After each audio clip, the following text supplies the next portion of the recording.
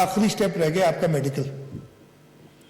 اس کے لیے بھی جو آپ کا کنسرنڈ میڈیکل سروسز ہاسپٹل ہوتی ہیں جو بھی جگہ ہے وہاں ڈپارٹمنٹ انفارمیشن بھیج دے گا کہ یہ 100 میں سے لیٹ سے 95 کلیئر ہو گئے 5 کا, وہ 95 کی ڈیٹا چلی جائے گی ہیلتھ ڈپارٹمنٹ کو, اس ریسپیکٹو اس کو ہیلتھ ڈپارٹمنٹ کے ذریعے اور وہ اگین سسٹم کے اوپر انٹرویو اسکیجول اس کا جو ٹائم ہے وہ اسکیجول ہو جائے گا اور اس بچے کو ایس ایم ایس پہ ایک میسج آ جائے گا کہ جی فلانی تاریخ کو آپ کا میڈیکل ہے اس ٹائم پہ.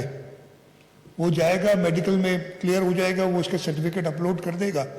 اب وہ تیار ہے جوائننگ کے لیے. پھر اس کو لیٹر آئے گا کہ جی آپ نے ہر سٹیپ کر لیا ہے, آپ آ کے جوائن کریں.